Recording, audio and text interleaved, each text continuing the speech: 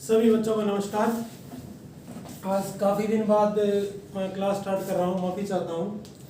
मैं आपका सभी का अपने रेडियोलॉजी आर्चिवर चैनल पे स्वागत करता हूँ।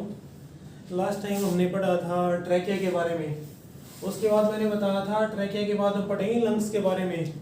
ये मैंने लंग्स का एक डायग्राम बना रखा है, थोड़ा सा मैं इसके बारे में बता देता हूँ क्या क्या होता है लंग्स में, कैसे होता है। उसके बाद हम डिटेल में स्टडी करेंगे। मैं बता देता हूँ, ये अपना ट्रैकिया है। ट्रैकिया नीचे आके बताया था लास्ट वीडियो में, ब्रोंकस में डिवाइड होता है राइट में और लेफ्ट में। ब्रोंकस के साथ फिर अपना ये लंग्स जुड़े होते हैं। ये राइट लंग्स होगा, राइट लंग होगा, ये अपना लेफ्ट हो गया। अब राइट लंग में अपने राइट लंग की 3 लोब होती हैं। ये तो अपर लोब है, ये मिडल लोब है, ये लोअर लोब है। अब ये लोब कैसे है वो बता देता हूँ आपको। देखो, आपको ये वाली लाइन दिख रही है एक, ये जो टेढ़ी लाइन दिख रही है ऐसे करके, इसको बोलते हैं ओब्लिक फिशर। क्या बोलते हैं इसको? Oblique fissure. ये नीचे की तरफ है और ये वाला जो जगह है इसको लोअर लोब बोलेंगे, नीचे वाली लोब को बोलेंगे लोअर लोब। एक ये ऐसे करके लाइन बनी हुई है, ये आपको दिख रही है, जो ब्लू लाइन दिख रही है, ये वाली लाइन, ये इसको बोलते हैं ओरिजोनटल फिशर। ओरिजोनटल फिशर के जस्ट नीचे जो अपनी लोब होती है, ये अपनी होती है मिडल लोब। ये लिख रखा है मैंने, ये मिडल लोब है। जो ऊपर वाली लोब होगी उसको बोलेंगे अपर लोब। नंबर 1 पे अपनी अपर लोब, नंबर 2 पे मिडल लोब, नंबर 3 पे है लोअर लोब। अब ये लोब कैसे डिवाइड हो रही हैं, किस तरह से डिवाइड हो रही हैं? लोब्स अपनी फिशर के द्वारा डिवाइड हो रही हैं। मतलब ये हो गया, राइट लंग में 2 फिशर हो गए हैं। एक तो अपना ओरिजोनटल फिशर, दूसरा अपना ओब्लिक फिशर। 2 फिशर की वजह से इसने डिवाइड कर दिया 2 पार्ट में लंग्स को। अब इसने कर दिया फिर 2 पार्ट में। अब पहला पार्ट तो हो गया अपना अपर लोब, नीचे वाला बीच वाला पार्ट हो गया मिडिल लोब, तीसरा वाला पार्ट हो गया अपना लोअर लोब। समझ में आ रहा है ना सबको? ये फिशर, ये वाला जो टेढ़ा है, टेढ़ी वाली चीज को बोलते हैं ओब्लिक, ओब्लिक फिशर। ऐसे जो कटा यूं करके, फर्स्ट वीडियो में हमने बात की थी, जो कोई भी चीज ऐसे करे कटती है उसको एक्सियली बोलते हैं, हॉरिजॉन्टली बोलते हैं, ट्रांसवर्स भी बोलते हैं। इसको हॉरिजॉन्टल फिशर भी बोल सकते हैं, ट्रांसवर्स फिशर भी बोल सकते हैं। इसके बाद अब करते हैं लेफ्ट लंग के बारे में बात। लेफ्ट लंग में 2 लोब होते हैं सिर्फ अपनी, एक अपर लोब, एक लोअर लोब। इधर देखो, ये ओब्लिक लाइन है इधर, यहाँ पे यहाँ भी एक ओब्लिक लाइन है। इधर ओब्लिक लाइन को बोल रहे थे हम ओब्लिक फिशर, इसको ओब्लिक लाइन को बोल रहे थे ओब्लिक फिशर। तो जो लेफ्ट लंग में है, लेफ्ट लंग में जो ओब्लिक लाइन है उसको ही बोलेंगे ओब्लिक फिशर। ये तो अपने फिशर हो गए। राइट लंग में 2 फिशर हो गए, लेफ्ट लंग में 1 फिशर होगा। ये एक फिशर से डिवाइड करने के बाद ये अपर लोब होगी, ये दूसरी होगी लोअर लोब होगी है। ये 2 लोब हो गई हैं। अब लेफ्ट लंग में देखते हैं, आप सभी ने सुना होगा आर्ट लेफ्ट साइड होता है। आप सब ने सुना होगा आर्ट लेफ्ट साइड होता है। मैं बता देता हूँ, ये देखो, ये थोड़ा सा मैंने ड्रॉ किया हुआ, इधर अंदर की तरफ घुसा हुआ है ये थोड़ा सा लंग्स में। इधर है ना अपना आर्ट होता है, आर्ट है ना अपना बीच में होता है, थोड़ा सा राइट साइड भी होता है, लेफ्ट साइड थोड़ा ज्यादा होता है। तो लेफ्ट लंग से बिल्कुल चिपका हुआ होता है, और जिसकी वजह से ये एक नोच बनती है, इसको हम कार्डिक नोच कहते हैं। ये होगी अपनी कार्डिक नोच। जब कार्डिक नोच बनी, इधर से किसी चीज को प्रेस किया, लंग को प्रेस किया आर्ट ने, प्रेस करने के बाद इधर से नीचे से ये निकल के आ रहा है थोड़ा सा हिस्सा, एक सेकंड, ये जो नीचे से निकल के आ रहा है थोड़ी सी नोच है, ये वाला जो मैंने रेड से ड्रॉ किया है, इसको बोलते हैं लिंगुला। लिंगुला इसको बोलते हैं, टंग शेप होता है, और एक कार्डिक नोच के जस्ट नीचे होता है लिंगुला। आपको बता दिया है, राइट लंग में 2 फिशर होती हैं, एक्सियल या ओरिजोनटल फिशर, दूसरा ओब्लिक फिशर। इन 2 फिशर की वजह से 3 लोब में डिवाइड होता है ये। फर्स्ट लोब हो गया अपर लोब, ये हो गई अपनी मिडल लोब, ये हो गया अपनी लोअर लोब, ये हो गया अपनी लोअर लोब। फिर लेफ्ट लंग में आते हैं। लेफ्ट लंग में आने के बाद ये ओब्लिक फिशर से डिवाइड होता है 2 में, ऊपर हो गया अपर लोब, नीचे होगी लोअर लोब। ये बीच वाला फिशर हो गया ओब्लिक फिशर। आप सभी को ध्यान रखना है, कि राइट में 3 लोब होती हैं और लेफ्ट में 2 लोब होती हैं। फिर बात करेंगे इसकी थोड़ी सी हम साइज शेप के बारे में। अब बात करते हैं, देखो आपको इधर मैंने ड्रॉ भी ऐसा ही कर रखा है। ये वाला जो लंग है ना अपना राइट वाला थोड़ा सा चौड़ा है, ऐसे खुला हुआ है, लेकिन इसकी लेंथ कम है। लेफ्ट वाला थोड़ा सा लंबा है, लेकिन ये थोड़ा सा भिड़ा है, ये कम हो गया। ये जब हम बात करेंगे कि डिफरेंस क्या क्या है, ये सारी चीज़ें हम लिखेंगे। जनरली अपने राइट लंग का वेट 700 ग्राम होता है, लेफ्ट का 600 ग्राम होता है। लेफ्ट लंग अपना थोड़ा सा लंबा होता है लेकिन थोड़ा भिड़ा होता है। राइट लंग अपना थोड़ा सा छोटा होता है लेकिन थोड़ा फैला होता है, चौड़ा होता है। अब मैं लंग्स के बारे में बता दिया, अब शेप बता रहा हूँ। मैं बात करता हूँ शेप की। इनकी शेप कैसी होती है? कोनिकल, ये जो अपर लोब है ना अपनी, ऐसे तो पूरे लंग पूरा का पूरा लंग अपना कोनिकल शेप का होता है। कोनिकल को बोल सकते हैं हम, जैसे कोन बोलते हैं ना, सॉफ्टी खाते हैं, सॉफ्टी को इंग्लिश में कोन बोलते हैं हम, कोन। ये कोन रफली है, कोन शेप की। कोई भी चीज़ है हम एनाटॉमी में पढ़ते हैं, कहते हैं ये बीन शेप का है, ये कोन शेप का है। जो भी शेप बताते हैं वो बिल्कुल एग्जैक्ट शेप नहीं होती है, वो रफली शेप होती है। ये रफली कोन शेप का है क्योंकि बिल्कुल शार्प नहीं है पीछे से, इधर से बिल्कुल गोल नहीं है, लेकिन फिर भी थोड़ी सी शेप अपनी वही बन रही है, तो रफली हम इसको बोलेंगे रफली कोनिकल शेप का है। अब आपने 11वीं 12वीं क्लास में पढ़ा होगा कन्वेक्स क्या होता है, कनकेव क्या होता है, 10th क्लास में पढ़ लेते हैं, 8th 10th में हम। अब देखो ये लंग है, इधर से ऐसे मुड़ा हुआ है, इसके अंदर ऐसे स्पेस है, ये स्पेस हो गया, ये स्पेस हो गया, तो कौन सा हो गया ये कनकेव हो गया है। अपना लंग नीचे से ना कनकेव शेप में होता है, कनकेव। और ये वाला हिस्सा अपना, ये वाला हिस्सा बाहर की तरफ उभरा हुआ है, बाहर की तरफ उभरा हुआ हिस्सा क्या कहलाता है? कनकेव, कन्वेक्स कहलाता है। इसको तो कनकेव कह देंगे, इसको कन्वेक्स कह देंगे। मैं थोड़ा सा ओवरव्यू बता रहा हूँ लंग्स का, पूरे डिटेल में नहीं बता रहा, डिटेल में हम पढ़ेंगे और आपको लिख के सारी चीजें बताऊंगा मैं। फिर बात करते हैं इधर वाले की। इधर का भी ऐसा है, नीचे से इसकी भी शेप बिल्कुल ऐसी होती है, नीचे से कनकेव होता है और बाहर से कन्वेक्स होता है। ये थोड़ा सा मुड़ा हुआ होता है, जैसे ये इधर मैंने बनाया है। नीचे मैंने एक छोटा सा डायग्राम बना रखा है। ये डायग्राम बना रखा है जैसे अपनी बात हुई थी पहली, सबसे फर्स्ट वीडियो में बात हुई थी, एंटीरियर क्या होता है, पोस्टीरियर क्या होता है, फ्रंटल क्या होता है, कोरोनल क्या होता है, एक्सिट क्या होता है। ये देखो, ये वाला हिस्सा लेटरल साइड भी कह देंगे, या लंग्स की एंटीरियर साइड भी कह देंगे। जो अंदर वाला हिस्सा ना, ये वाला हिस्सा, ये वाला हिस्सा मीडियल साइड होगी। मैंने बताया अंदर की साइड जो भी हिस्सा होता है उसको मीडियल बोलते हैं। अगर हम इसको यहाँ से काट दें, ब्रोंकस से काट दें, इसको काट दिया मैंने यहाँ से, ये काटने के बाद कुछ ऐसा दिखेगा। अगर हम इसको यूं खोल के यूं पलट के देखेंगे, यूं पलट के देखेंगे तो हमें कुछ ऐसा दिखेगा ये। अब इसकी बात करते हैं हम। इसकी 2 सरफेस होती है लंग्स की। एक तो होती है कोस्टल सरफेस, ये बाहर वाली सरफेस, ये एक लाइन होगी है। फिर अंदर एक लाइन दिख रही होगी आपको। इसके बीच में जो स्पेस होता है उसको प्लूरल कैविटी बोलते हैं हम। बीच में जो व्हाइट एरिया उसको प्लूरल कैविटी बोलते हैं। और इस सरफेस को बोलते हैं कोस्टल सरफेस। जो लोअर है, लोअर दिख रहा है, या जो पीछे वाली ये वाला हिस्सा है, इधर वाला, ये सामने वाला हिस्सा, ये जो हिस्सा बता रहा है इसको बोलते हैं मीडियल या मीडियस्टर्नल सरफेस बोल देते हैं। और नीचे वाला इसको बेस बोलते हैं हम। अब इसमें एक शेप बनी हुई है ये, और मैंने कुछ निशान से लगा रखे हैं, छोटे छोटे गोल गोल शॉर्ट फॉर्म लिख रखी हैं। पीए का मतलब होता है पल्मोनरी आर्टरी, पीवी का मतलब है पल्मोनरी वेन, यहाँ भी पीवी का मतलब है पल्मोनरी वेन, आरबी का मतलब है राइट ब्रोंकस। ये pulmonary vein, pulmonary artery, pulmonary vein, ये फिर राइट ब्रोंकस, ये सारी एक चीज में से निकल रही है। एक शेप से बना रखी है मैंने, रफली ट्रायंगल भी बोल सकते हैं इसको। रफली ट्रायंगल शेप का है जिसमें से सारी अपनी आर्टरीज, वेन्स, ये सारी निकलती हैं। ये सारी की सारी आर्टरी वेन जिस स्ट्रक्चर से निकलती हैं उस स्ट्रक्चर को बोलते हैं हाइलम। अब जैसे ये देखो, ये कैप है, कैप के अंदर पेन जा रहा है, इसमें से मैं 5-10 तार निकाल दूं। 5-10 तार निकालने के बाद ऐसा ये है, जैसे इसमें से ये स्पेस हो गया खाली, इसमें से 5-10 आर्टरी वेन जा रही हैं और इस स्पेस को हम बोलते हैं, ये कोई ऑर्गन नहीं है कि अलग से हाइलम कोई ऑर्गन हो गया है। हाइलम सिर्फ स्पेस है जिसमें से अपनी सारी वेन्स या जो लंग्स के अंदर जाती है, वेन्स आर्टरी वो जा रही है, उसको बोल रहे हैं हाइलम। अब थोड़ी सी बात कर लेते हैं हम लंग्स के बारे में।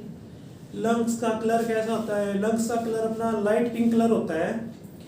जो लोग बड़े हेल्थी इन्वायरमेंट में रहते हैं, साफ सुथरी जगह में रहते हैं, जहाँ पे पोल्यूशन कम होता है, उन लोगों के लंग्स का कलर लाइट पिंक कलर होता है। और जो लोग थोड़े पोल्यूटेड एरिया में रहते हैं, उन लोगों का लंग्स का कलर है थोड़ा डार्क हो जाता है, मोटल्ड हो जाता है। मोटल्ड का मतलब होता है अपने, जैसे बोल दिया मैंने कि लंग्स अपने हैं लाइट पिंक कलर के। जब पोल्यूटेड एरिया में जो रह रहे हैं, पोल्यूटेड एरिया में रहने के बाद उनके डार्क हो गए हैं। डार्क क्यों हो गए हैं? डार्क उनके हो गए, डस्ट अंदर जाती है या कार्बन अंदर जाती है। डस्ट कार्बन को एक इसमें फैगोसाइट्स होते हैं, फैगोसाइट्स डस्ट और पार्टिकल्स को, कार्बन को कैप्चर कर लेते हैं, जिसकी वजह से थोड़ा सा कलर चेंज हो जाता है। कहीं की पैचेज हो जाते हैं, कहीं कोई कलर है, कहीं कोई कलर है, उसको मोटल्ड बोलते हैं। ये बात हो गई। अब फिर बात करते हैं हमने बात कर दिया कि पोल्यूटेड एरिया में लोग रहते हैं, उनके लंग्स कैसे मिलेंगे। जो साफ सुथरे एरिया में रहते हैं उनके लंग्स कैसे मिलेंगे। इसके बाद हम बात करते हैं लंग्स के डिवीजन के बारे में। पहले बात करेंगे एपेक्स के बारे में, एपेक्स के क्या चीज़ है। फिर बात करेंगे अपना बेस के बारे में, एपेक्स के बारे में बात करेंगे, बेस के बारे में बात करेंगे। अब ये है अपना अपर लोब, ये तो है अपना अपर लोब, ये अपनी होगी लोअर लोब। अपर लोब के बारे में, लोअर लोब के बारे में बात करेंगे हम। तो बात करेंगे हम लंग्स के एपेक्स के बारे में बात करेंगे, बेस के बारे में बात करेंगे। अब एपेक्स की बात करते हैं। ये हो गया, ये हो गया अपना एपेक्स, ऊपर वाला ये वाला हिस्सा। इसके बारे में बात करेंगे। कोनिकल शेप का हो गया, लिख देता हूं मैं।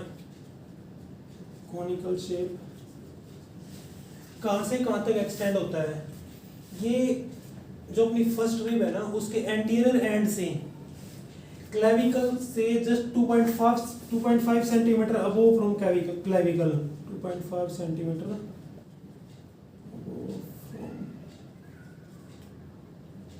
clavicle. Anterior end of the first rib to 2.5 centimeter above from clavicle. Clavicle का आपको बताया था, ये क्लेविकल जो इसको हिंदी में असली बोलते हैं हम। इधर जो बोन होती है अलग से दिखती है, लड़कियों में ज़्यादा दिखती है, उसको क्लेविकल बोलते हैं। इसके बारे में हमने बात की है।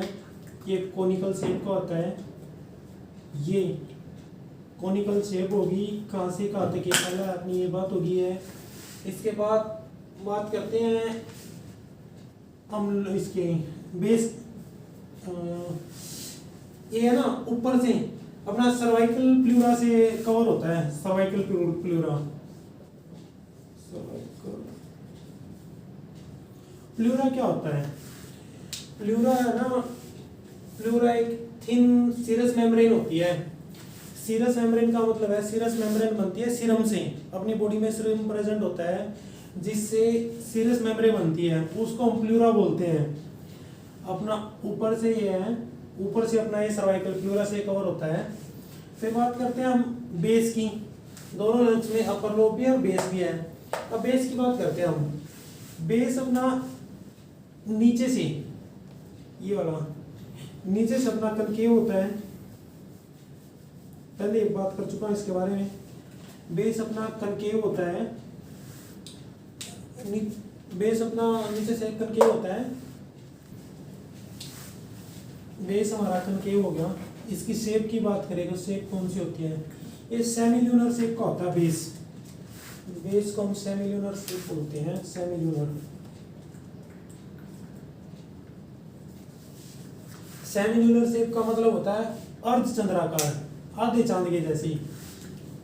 ये आपको दिख रहा है, यूं करके शेप बन रही है, अर्धचंद्राकार शेप है ना कुछ। क्या हो गया अपना बेस सेमील्यूनर शेप का हो गया है। नीचे से कन्वेक्स हो गया है, ये डोम ऑफ डायाफ्राम पे रेस्ट करता है। इधर है ना एक मसल होती है अपनी जिसको डोम ऑफ डायाफ्राम बोलते हैं, नीचे दोनों लंग्स की, जो उसके लंग्स उसके ऊपर टिके होते हैं डोम ऑफ डायाफ्राम के ऊपर। अब डोम ऑफ डायाफ्राम के ऊपर रखे होते हैं, इसके नीचे आप सब लोगों को पता होना चाहिए, राइट साइड में डोम ऑफ डायाफ्राम के नीचे अपना लीवर होता है, लेफ्ट साइड में अपना स्टमक होता है, स्प्लीन होती है, पैनक्रियाज अपना बीच में होता है। ये छोटी छोटी बातें ना आप सभी को पता होनी चाहिए मेडिकल के स्टूडेंटों की, लिवर कौन सी साइड है, स्प्लीन कौन सी साइड है, स्टमक कौन सी साइड है, पैनक्रियाज कौन सी साइड है। अब बात करेंगे बेस की। इस बेस के नीचे एक तो अपना लीवर की राइट लोब होती है, लीवर अपना तकरीबन ऐसे करके कुछ यूं होता है, ये राइट लोब लीवर की राइट लंग के नीचे होगी, इधर एक लोब लेफ्ट लंग के नीचे होगी, इसके नीचे अपना स्टमक का फंडस पार्ट होता है। स्टमक का रफली सा बता देता हूँ मैं यूं, ये वाला हिस्सा फंडस, ये वाला हिस्सा अपना लेफ्ट लंग की तरफ होता है, इसके नीचे इधर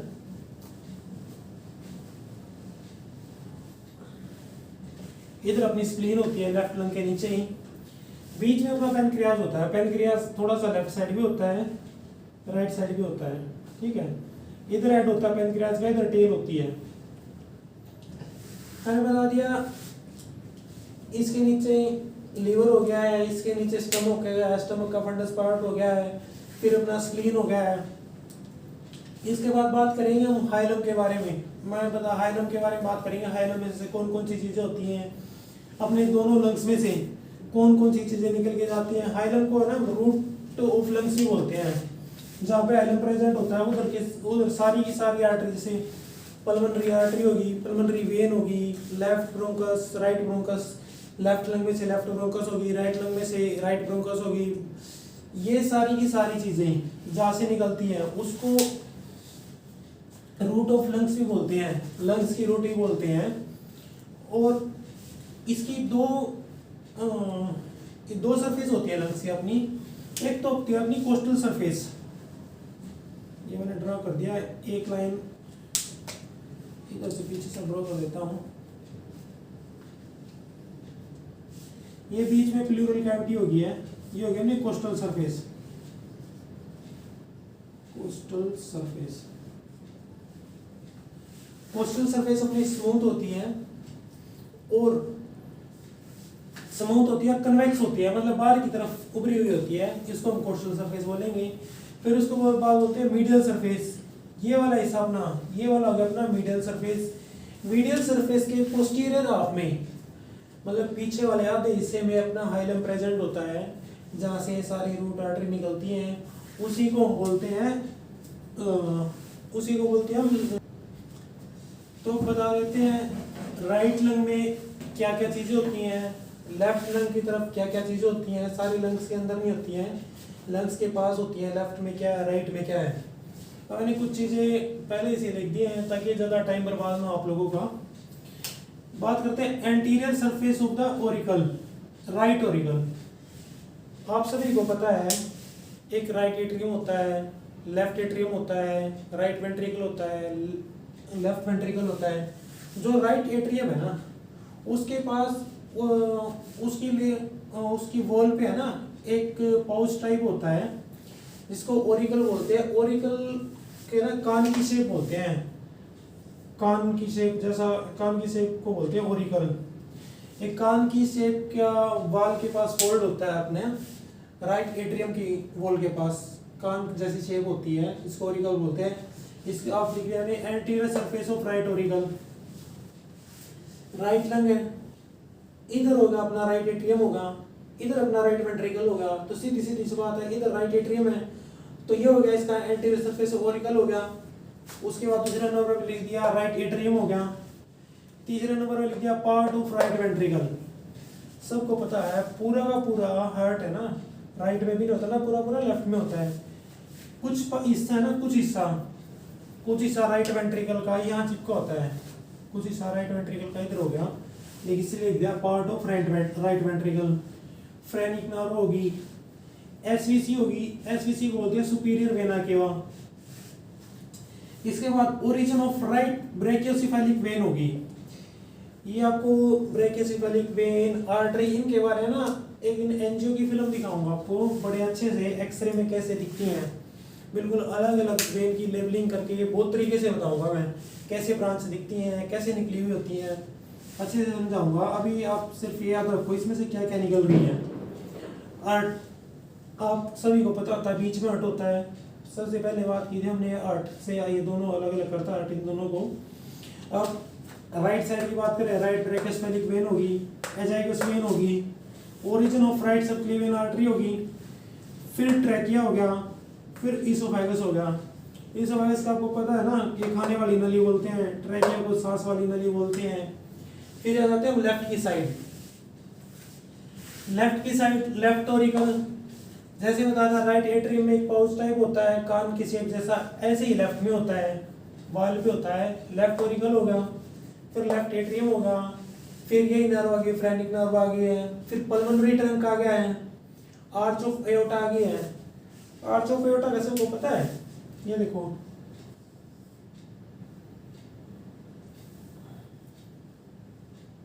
एओर्टा ऑलमोस्ट अपना ऐसा होता है यूं, ये असेंडिंग पार्ट बोलते हैं एओर्टा का, इसको डिसेंडिंग पार्ट बोलते हैं एओर्टा का, और ये बन रहे हैं ना ये वाला हिस्सा, ये इसको आर्च ऑफ एओर्टा बोलते हैं। सभी बच्चों ने 8वीं 10वीं क्लास में पढ़ा होगा, मैथ में पढ़ते थे चाप प्रकार से यूं करके लगाते थे यूं। अब इधर ऐसे करके लगाएंगे, यूं बन गई, चाप बन गई। कहीं भी पढ़िए बोले आर्च, आर्च से समझ है ना आप, कुछ ऐसी स्ट्रक्चर है यूं बन रही हो जैसे। अब ये बता दिया मैंने, ये असेंडिंग एओर्टा होगा, ये आर्च ऑफ एओर्टा होगा, ये डिसेंडिंग एओर्टा होगा, इसको थोरेसिक एओर्टा भी बोल देते हैं। ठीक है, जो थोरेसिक कैविटी में रिब्स केज के अंदर जो एओर्टा होता है उसको थोरेसिक एओर्टा भी बोल देते हैं हम। ये होगा अपना आर्च ऑफ एओर्टा होगा। सब क्लेवियन आर्टरी होगी जो लेफ्ट साइड थी राइट साइड भी है। ईसोफेगस भी बोल दिया है ना, नहीं ईसोफेगस अब इधर भी है कुछ हिस्सा, अब इधर भी बोलते हैं हमारी तरफ भी ईसोफेगस, ये लेफ्ट वाले बोलते हैं इधर इस तरफ भी है। फिर हो गया descending thoracic aorta, descending thoracic aorta मैंने बता दिया, ये रहा डिसेंडिंग थोरेसिक एओर्टा। फिर ईसोफेगस इंफीरियरली, ये 2 बार लिख दिया मैंने, सॉरी। ठीक है, फिर ये ईसोफेगस हो गया। इसके बाद बात करते हैं हम सीपीटी के बारे में, चेस्ट फिजियोथेरेपी। जब कोविड आया था, किसी बच्चे ने देखा होगा या सुना होगा, कोविड आया था तो कहते थे, डॉक्टर कहते थे भाई पेशेंट के ना पीछे से पीठ थपथपानी, ऐसे थपथपाते रहना, पेशेंट को बिठाना, पेशेंट को उल्टे लेटाना है। ये सारी चीजें चेस्ट फिजियोथेरेपी में आती हैं। किसी पेशेंट को कफ हो रहा है, उसके ज़्यादा डायलेट हो गए हैं, सांस लेने में दिक्कत आ रही है, ब्लॉकेज हो रही है, उस पेशेंट को क्या करते थे फिजियोथेरेपी में, पेशेंट को बैठा पीछे से पीठ थपथपाई। ग्रेविटेशन का मतलब समझते हो, कोई भी चीज़ ऊपर से नीचे गिर रही है, ग्रेविटेशनल फोर्स हो गया। अब क्या है, ब्रोंकस मान लो उसकी ब्लॉक हो गया बिल्कुल, इधर से सारा यहाँ भर गया है, पीठ थपथपाएंगे, वाइब्रेशन आएगी, वाइब्रेशन आने से वो सारा का सारा नीचे निकल के आएगा, और नीचे निकल के आएगा जिससे थोड़ा एयर वे खुलेगा, पेशेंट को सांस अच्छे से आएगा। फिर इसमें एक बात होती है, आपको बता देता हूँ, छोटी सी बात है। मान लो इन्फेक्शन पेशेंट को है ना, इधर है लेफ्ट साइड है, पेशेंट को लेफ्ट साइड बहुत गंदा इन्फेक्शन है, हमने चेस्ट एक्सरे करवा लिया, एक्सरे के अंदर देख लिया कि पेशेंट को इन्फेक्शन लेफ्ट साइड है। हम पेशेंट को है ना कभी भी लेफ्ट साइड नीचे करके नहीं लेटाएंगे, लेफ्ट साइड नीचे करके लेटाने से पेशेंट को फायदा नहीं होगा। हम पेशेंट को राइट साइड पोजीशन में लेटाएंगे कि राइट अपनी नीचे हो, लेफ्ट साइड अपनी ऊपर हो। अब ग्रेविटेशन वाली बात होगी, ऊपर वाली चीज नीचे आएगी, मैंने इसको यूं घुमा दिया, यूं घुमाने पे ये तो अपना ऊपर आ गया, ये अपना नीचे आ गया, ये इधर अपना कैरिना है, ये अपना ब्रोंकस है, इधर से इधर शिफ्ट होएगा, ब्रोंकस में आएगा, यहाँ पहुंचेगा।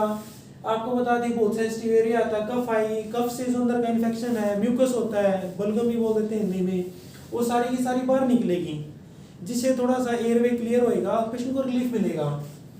अगर राइट साइड में इन्फेक्शन है तो पेशेंट की लेफ्ट साइड नीचे होएगी, राइट साइड वाला हिस्सा ऊपर होएगा, ऐसे ही ग्रेविटेशन से वो भी नीचे आएगा और थोड़ा रास्ता खुलेगा।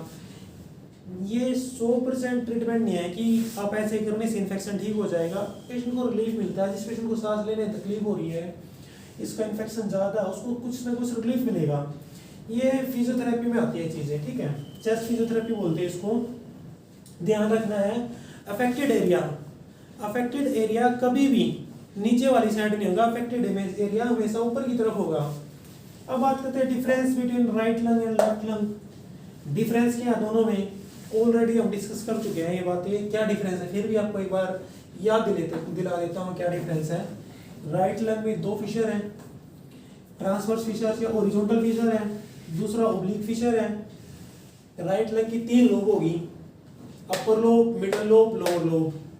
लेफ्ट लंग की बात करें, लेफ्ट लंग में एक फिशर है, 2 लोब है, अपर लोब है, लोअर लोब है। फिर बताया था मैंने, ये थोड़ा सा लंबा होता है, ये थोड़ा सा चौड़ा होता है, ये थोड़ा सा बीड़ा होता है और ये थोड़ा सा छोटा होता है। आप बुक में पढ़ोगे बिल्कुल आपको क्लियरली समझ में आ जाएगा, जो बात मैं बोल रहा हूँ बुक से बिल्कुल सही से लिखी हुई है, आपको समझ आ जाएगी। हिंदी में आपको बता रहा हूँ मैं, ताकि आपको समझने में कोई दिक्कत ना आए। कोई दिक्कत आती है तो मेरे को कमेंट करके बताना मेरे को, आप सभी क्या दिक्कत आ रही है, क्या चीज़ समझ में नहीं आ रही है। फिर बताता हूँ, अब देखो ये थोड़ा सा चौड़ा भी हो गया है लेकिन थोड़ा सा साइज कम है इससे, तो वेट का फर्क है थोड़ा सा। ये अपना राइट 700 ग्राम का होता है, लेफ्ट वाला 600 ग्राम का होता है। ये मोटे मोटे से 2-3 डिफरेंस है। इसमें 2 फिशर है, इसमें 1 फिशर है, इसमें 3 लोब है, इसमें 2 लोब है। इसका वेट 700 ग्राम है, इसका वेट 600 ग्राम है। तो अब बात करते हैं आर्टेरियल सप्लाई की। इसमें कौन कौन सी आर्टरी सप्लाई करती है लंग्स के अंदर। एक छोटी सी बात रहेगी, एक लिंगुला है, लिंगुला ये जस्ट कार्डिक नोच के नीचे होता है। कोई पूछे लिंगुला क्या चीज़ होती है, it just below the cardiac नोच एंड टंग शेप में होती है, इसको बोलते हैं लिंगुला। अब बात करते हैं आर्टेरियल सप्लाई की। कौन कौन सी आर्टरी सप्लाई करती हैं लंग्स में। एक तो करती है ब्रोंकियल आर्टरी, दूसरी करती है पल्मोनरी आर्टरी सप्लाई।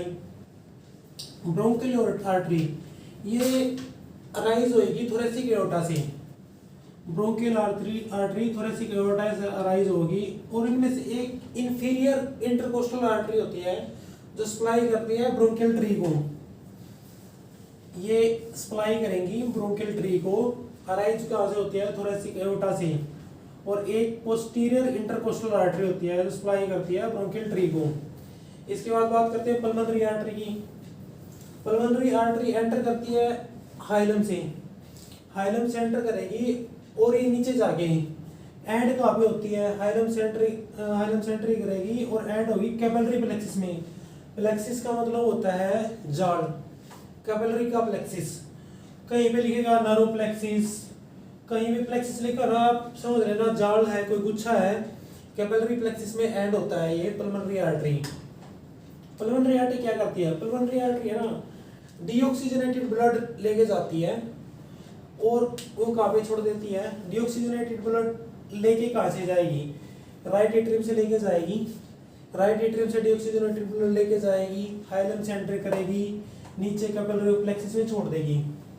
इसके बाद करते हैं वीनस ड्रेनेज की। आपको बताया था लिम्फेटिक ड्रेनेज भी होता है, वीनस ड्रेनेज की बात करते हैं। वीनस ड्रेनेज एक तो ब्रोंकियल वेन करती है, ब्रोंकियल वेन करेगी ड्रेनेज, एक पल्मोनरी वेन करती है। पल्मोनरी वेन की बात करते हैं हम।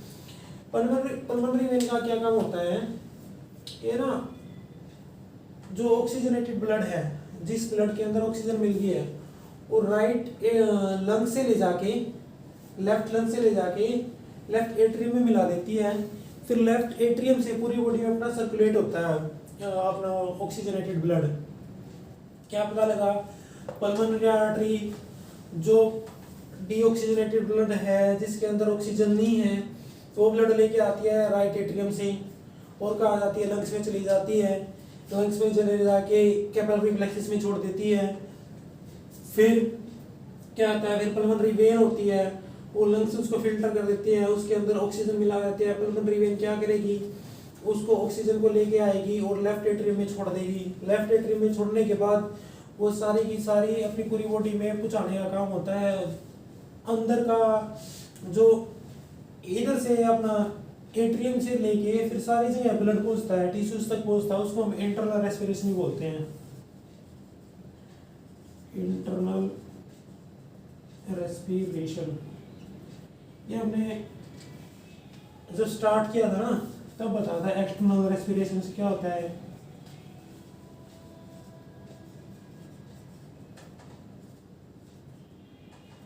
एक्सटर्नल रेस्पिरेशन, इंटरनल रेस्पिरेशन, ये अपना कहलाएगा इंटरनल रेस्पिरेशन। अब बात करते हैं लिम्फेटिक ड्रेनेज की। लिम्फेटिक ड्रेनेज दोनों लंग्स का, lymph from both the lung is drained into respective bronchopulmonary lymph node। कहते हैं लिम्फेटिक ड्रेनेज है ना, दोनों लंग से ड्रेन होएगा इनटू रिस्पेक्टिव। ये रिस्पेक्टिव का मतलब है, इधर मैंने रिस्पेक्टिव के बाद लिखा ब्रोंकोपल्मोनरी। रिस्पेक्टिव का मतलब है पहले ब्रोंका आ गया फिर पल्मोनरी में, पहले ब्रोंकस के लिम्फ नोड में फिर पल्मोनरी के लिम्फ नोड में। इसका मतलब ये हो गया है lymph from the both, दोनों लंग से ड्रेन होंगे respective bronchopulmonary lymph node present at hilum of lung। ये जो lymph node होते हैं ब्रोंकोपल्मोनरी, हाइलम में आप बता आपको हाइलम है, हाइलम में ऐसे ऐसे स्ट्रक्चर बताई थी, कहीं पल्मोनरी आर्टरी है, कहीं ब्रोंकस है, वहाँ पे अपने lymph node होते हैं। जो लिम्फेटिक ड्रेनेज होगा दोनों लंग से, वो ड्रेन करेगा, पहले ब्रोंकोस में जाएगा फिर पल्मोनरी में जाएगा। पल्मोनरी लिम्फ नोड प्रेजेंट, ये जो लिम्फ नोड होते हैं प्रेजेंट होते हैं हाइलम ऑफ द लंग्स में। इसके बाद बात करते हैं नर्व सप्लाई की। दो टाइप की होती है nerve supply, parasympathetic nerve supply. ये क्या होता है, it is derived from vagus nerve.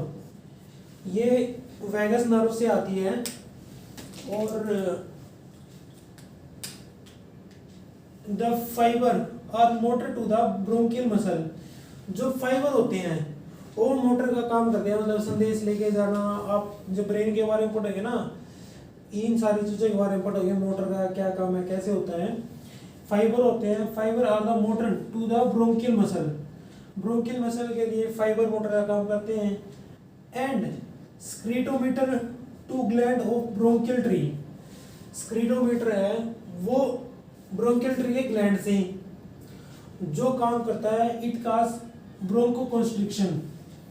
इसका काम ये हो गया जैसे किसी चीज को सिकुड़ना, सिकुड़ने के बाद क्या आएगा, सिकुड़ने के बाद जब अगर लंग्स कोलैप्स होंगे ना तो आदमी को सांस लेने में तकलीफ होएगी। जब ये स्क्रीट होते हैं, मतलब कॉन्स्ट्रिक्शन हो जाता है, तो डॉक्टर दवाई भी देता है।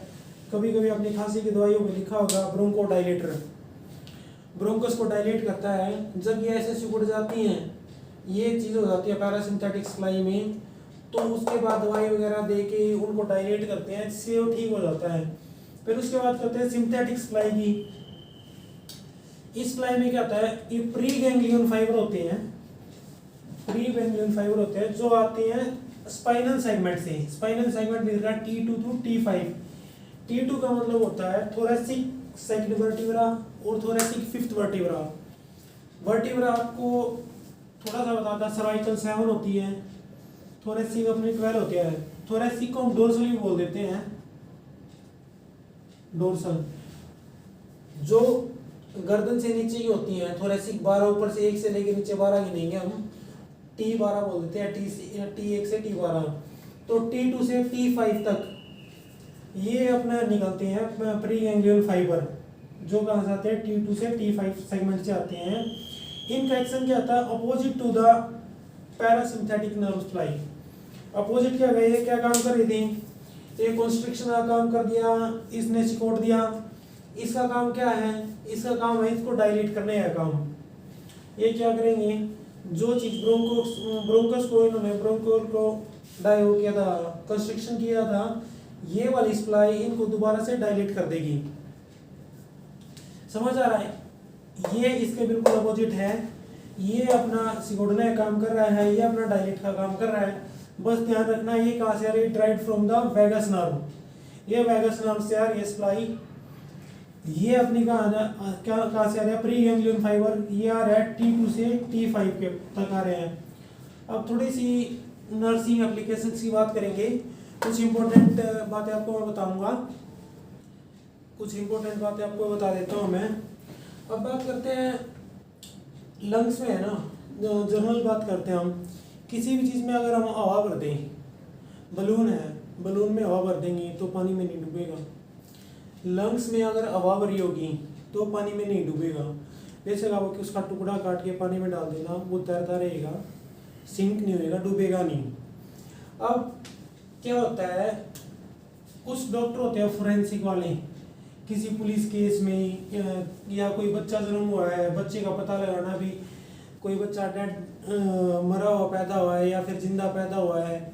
क्या होता है, छोटे बच्चे होते हैं ना, 7वें महीने तक एक सर्फेक्टेंट एक्सक्रीशन होता है बच्चों में 7th मंथ में। उसके बाद लंग्स अपने थोड़े एक्सपेंड करने लग जाते हैं, उनमें एयर आ जाती है। उससे पहले बच्चा इस पे सांस नहीं लेता है अंदर से, उसमें ऑक्सीजन नहीं भरी होती है। अगर बच्चा आपका मरा हुआ पैदा हुआ है बच्चा, हम उसके लंग्स को है ना, लंग्स का कोई भी हिस्सा पानी में डुबो के देखेंगे तो पानी में डूब जाएगा, क्योंकि उसके लंग्स में कभी एयर आई नहीं है। एयर नहीं आएंगे तो एक्सपैंड नहीं होंगे तो सिंक होएंगे चीज़, तो कोई भी उसमें एक्सपैंड नहीं होंगे तो वो सिंक हो जाएगी और पानी में डूब जाएगी। अगर बच्चे ने इंस्पायर कर लिया, जैसे बेबी जन्म हो गया बच्चे का, बच्चे ने ब्रीथ कर लिया, ब्रीथ करने के बाद अगर उसके लंग्स को पानी में डुबो के देखेंगे तो पानी में डूबेंगे नहीं। इससे जो ये फोरेंसिक वाले होते हैं मेडिको लीगल केस में, इन लोगों को काफ़ी मदद मिलती है कि लंग्स की वजह से, लंग्स में मतलब क्या होता है, किस वजह से लंग्स डूब नहीं रहे, ये इनकी फीचर है लंग्स का, कि अगर इसमें एयर भर देते हैं, एयर भरने के बाद ये डूबता नहीं है। अगर ये कभी बच्चे ने कभी सांस ही नहीं लिया हो तो बिना एयर भरे वो क्या हो जाएगा, डूब जाएगा, जिससे ये पता लग जाता है बच्चे के मरा हुआ पैदा हुआ है या फिर बच्चा जिंदा पैदा हुआ है। इसके बाद बात करते हैं हम फीटस डेवलपमेंट में। मैं बताता सर्फेक्टेंट होता है जो 7th मंथ में, सर्फेक्टेंट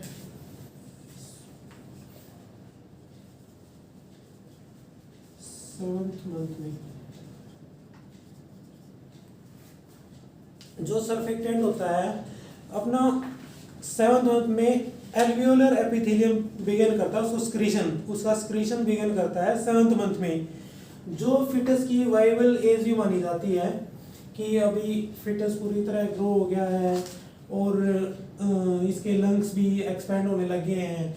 जो अगर सर्फेक्टेंट स्क्रीट नहीं करेंगे, एल्वियोलर एपिथेलियम अगर ये स्क्रीट नहीं करेंगे तो बच्चों को बीमारी हो जाएगी। उस बीमारी को बोलेंगे, बच्चों को बीमारी हो जाएगी, बीमारी को बोलेंगे डिस्ट्रेस सिंड्रोम।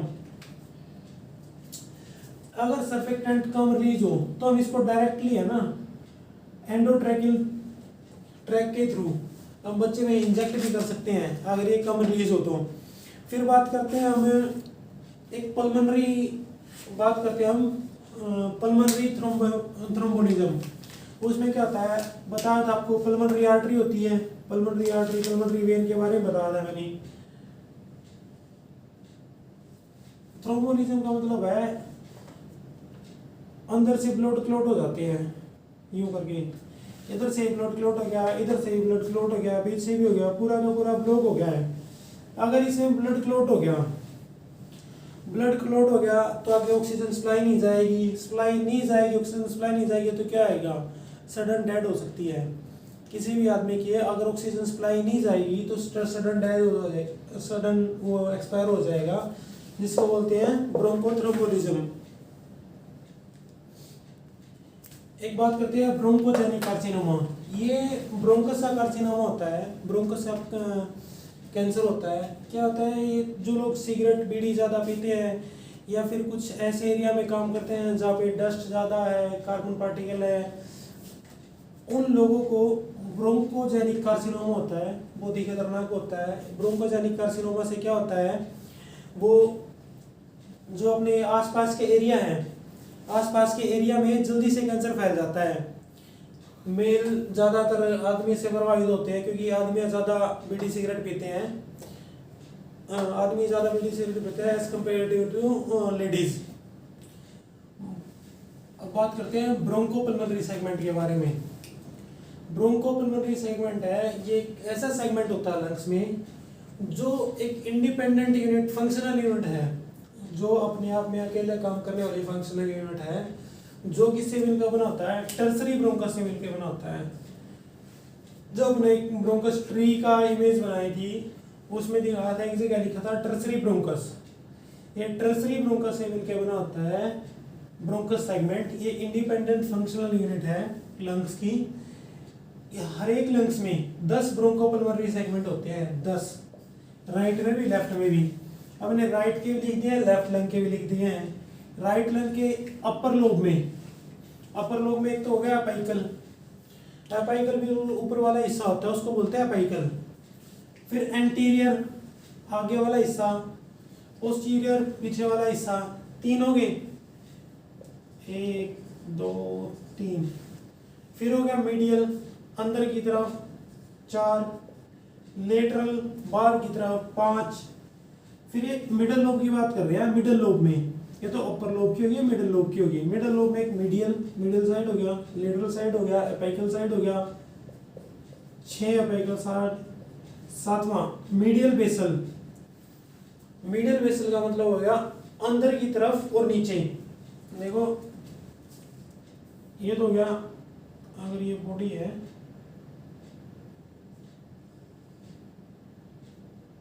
अंदर की तरफ और थोड़ा नीचे, ये तो मीडियल बेसल। फिर लेटरल बेसल बाहर की तरफ और नीचे, लेटरल बेसल हो गया। फिर एंटीरियर बेसल आगे की तरफ नीचे, एंटीरियर बेसल हो गया। पोस्टीरियर बेसल पीछे की तरफ नीचे, फिर वो पोस्टीरियर बेसल हो गया। ऐसे करिए 7 8 9 10। राइट लंग के अंदर 10 पल्मोनरी सेगमेंट हो गए, ब्रोंकोपल्मोनरी सेगमेंट। ये हो गए अपाइकल, एंटीरियर, पोस्टीरियर, ये हो गया अपर लोब में। फिर मिडिल लोब में medial, lateral, apical, medial basal, lateral basal, anterior basal, posterior basal, पूरे पूरे 10 हो गया। अब लेफ्ट लंग की बात करते हैं। लेफ्ट लंग में कौन कौन से सेगमेंट होते हैं, कहाँ क्या प्रेजेंट होते हैं। ये अपर लोब के अंदर लेफ्ट लंग में 5 जगह पे सेगमेंट होते हैं। एक तो हो गया अपाइकल में, लेफ्ट लंग के अपर लोब में, अपाइकल में, फिर एंटीरियर साइड पे, फिर पोस्टीरियर पे, सुपीरियर लिंगुलर। बात हुई थी हमने एक लिंगुला के बारे में। लिंगुला कहाँ प्रेजेंट होता है, किसी को याद है? लिंगुला कार्डिक नोच के जस्ट नीचे होता है, बताया था। जैसे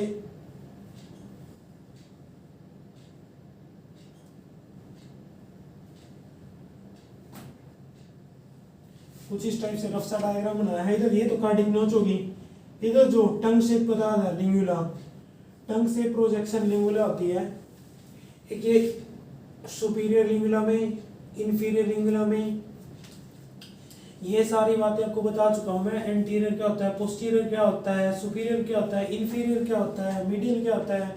आप सभी को याद रखनी बातें। अगर किसी को कोई डाउट है तो मेरे को बताना कमेंट करके कि हमेशा वो बातें बता रहे हैं, दोबारा फिर से बता दूंगा आपको।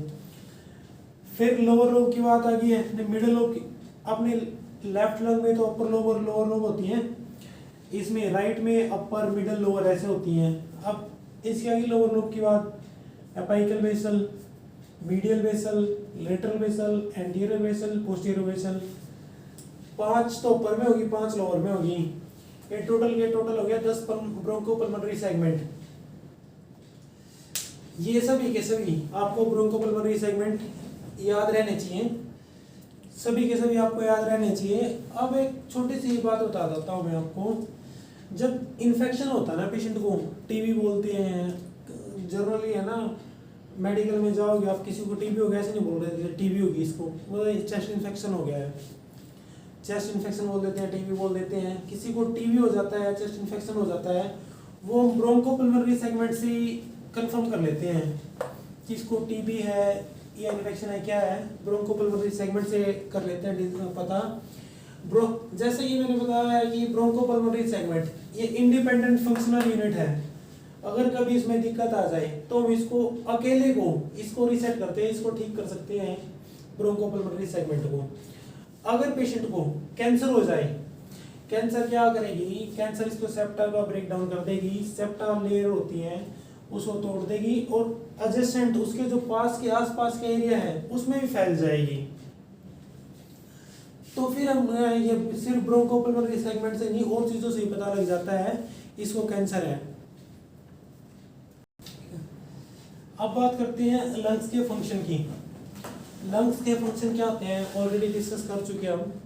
एक क्या करते हैं डीऑक्सीजनेटेड ब्लड को ऑक्सीजनेटेड ब्लड में कन्वर्ट करता है, ये लंग्स का मेन फंक्शन है। ट्रेकियोब्रोंकियल ट्री है, ट्रेकियोब्रोंकियल ट्री। अब इसमें क्या होता है एक न्यूमोसाइट 2 एक होता है, न्यूमोसाइट 2 होता है जो क्या करता है, न्यूमोसाइट 2 ये एल्वियोलाई को कोलैप्स होने से बचाता है, एल्वियोलाई को सिकोडली से बचाता है। बात हुई थी हमारी सरफेक्टेंट रिलीज होता है जो एल्वियोलाई को कॉन्ट्रैक्ट होने से बचाता है। बच्चों के बताया था कि बच्चों में 7th मंथ के बाद ये स्क्रीट होना स्टार्ट हो जाता है, 7 मंथ के बाद स्क्रीट होना स्टार्ट हो जाता है। अब बात करते हैं, ये तो अपना रेस्पिरेटरी फंक्शन थे कि का क्या काम किया लंग्स ने। अब बात आते हैं नॉन रेस्पिरेटरी फंक्शन।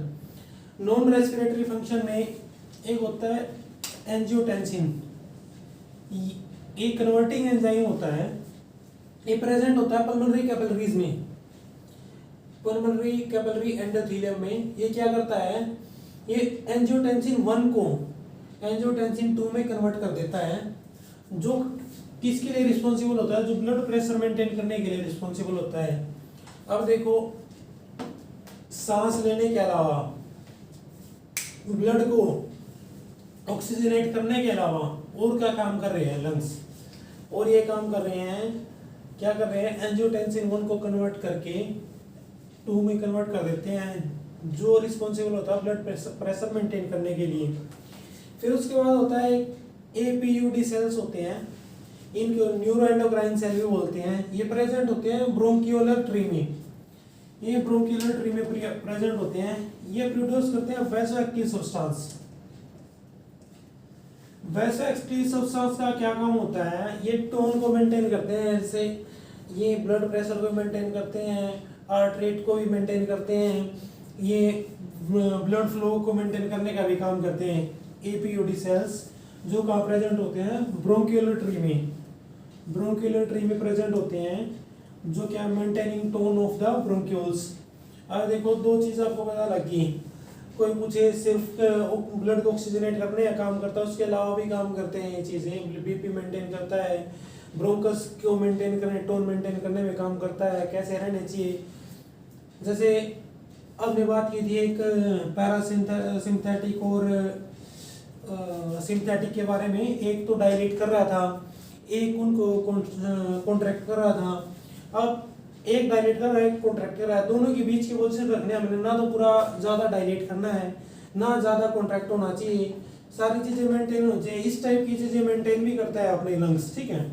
ये न्यूरोएंडोक्राइन सेल है, प्रेजेंट होता है ब्रोंकियोलर ट्री में, produce वैसोएक्टिव substance which may have maintaining tone of the bronchus. इसके बाद आता है डिफेंस सिस्टम। डिफेंस सिस्टम के बारे में ऑलरेडी डिस्कस कर चुके हैं हम। अगर आपको थोड़ा सा याद करोगे, आप शुरू में मैंने बताया था, एक ये ट्रैकिया बताया था, ऐसे करके ट्रैकिया होता है, इधर करके कैरिना होती है, ये वाला हिस्सा कैरिना बोलते हैं। बहुत ही ये वाला हिस्सा ना, अगर इधर कुछ भी जाए तो फटाक से रिफ्लेक्स आता है, बाहर कर देता है चीज को। अब क्या है, एक म्यूकस होता है, म्यूकस का काम क्या होता है, डिफेंस सिस्टम की बात कर रहे हैं, लंग्स को कैसे प्रोटेक्ट करते हैं। कोई भी बाहर से फॉरेन चीज आई, फॉरेन पार्टिकल आया, जैसे कहीं मच्छर आ गया, डस्ट पार्टिकल आए, कुछ भी आ गया, वो क्या आएगा, म्यूकस उसको कवर कर लेगा और अपने नाक के थ्रू उसको बाहर निकाल देगा। ये अपना डिफेंस सिस्टम होता है। म्यूकस में आईजीए, एक आईजीए एंटीबॉडी भी होती है जो लोकल इम्यूनिटी का काम करती है। दो डिफेंस सिस्टम हो गए। और देखो ये बात हो गई, अभी म्यूकस का काम करता है। इधर एक ऊपर बात हुई थी अपना क्या था, हाँ, कैरिना से जो बताया था, जब लंग्स को इन्फेक्शन वाली बात बताई थी मैंने कि लेफ्ट हो तो राइट ऊपर करना, राइट हो तो लेफ्ट ऊपर करना है। ये भी डिफेंस सिस्टम में आता है। ये जैसे ही म्यूकस यहाँ पे आया, इसको फटाक से बाहर निकाल दिया इन्होंने, ये अपना हो गया डिफेंस सिस्टम। अब म्यूकस है ना, म्यूकस स्क्रीट कौन करता है? म्यूकस को स्क्रीट करता है गोबलेट सेल्स।